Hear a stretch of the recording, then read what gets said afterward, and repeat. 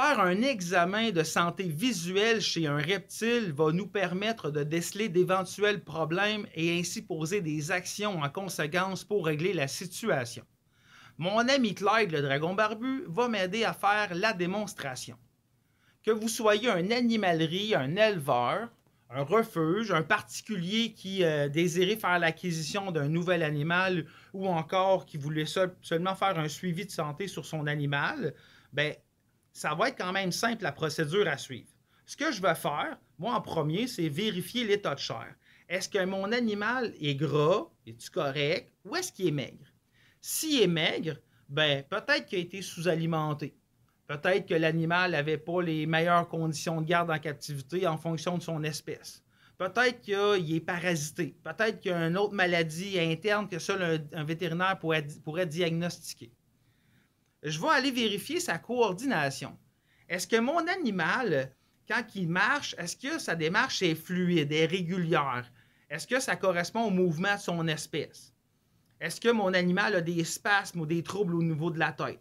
Ce qui pourrait peut-être me faire penser à des problèmes neurologiques. Je vais me diriger vers aussi l'état de l'animal, son état de conscience. Est-ce que l'animal est éveillé? Est-ce qu'il est comme relax? Ou est-ce qu'il est amorphe? Tu sais, comme il pend dans ta main puis il est tout mou quand tu le verres à l'envers.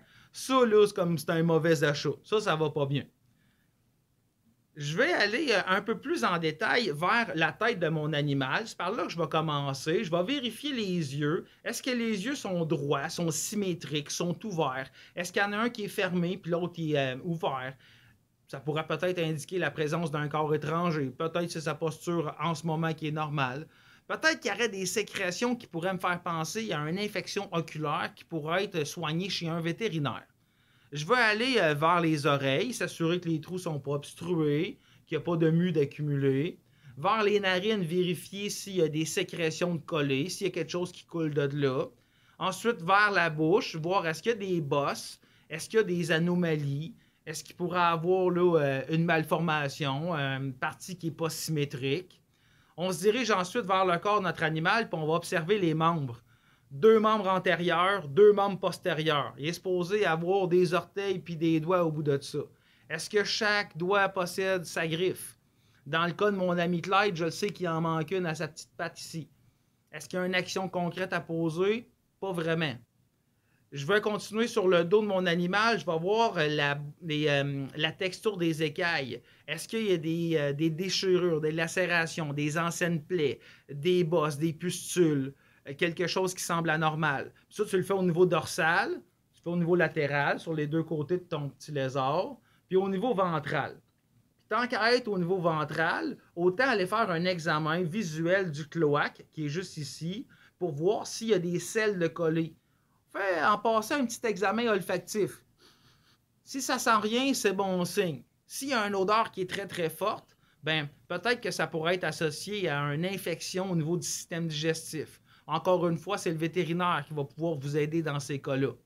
Je vais m'attarder au corps de l'animal, principalement à sa colonne vertébrale, voir s'il y a des déformations. Est-ce que la colonne est bien droite? S'il y a une déformation, ça pourrait être une maladie métabolique des os. Ça pourrait être une malformation pendant l'incubation des œufs. Ça pourrait être une tare génétique indésirable qui est due à de la consanguinité. On va devoir donc éliminer cet animal-là d'un programme de reproduction pour pas qu'il transmette ce gène-là indésirable à sa descendance. Est-ce que la queue est bien droite? Est-ce que la queue est complète? Est-ce que la queue est repoussée? Après avoir fait notre examen, si tout va bien, on remet l'animal ou on en fait l'acquisition. J'espère que vous avez appris quelque chose avec cette vidéo. Je vous invite à faire des petits pouces bleus si vous avez aimé ça. N'hésitez pas à partager la vidéo. Je vous invite à suivre Monsieur Reptile sur Facebook et vous abonner sur notre chaîne YouTube. Bonne journée!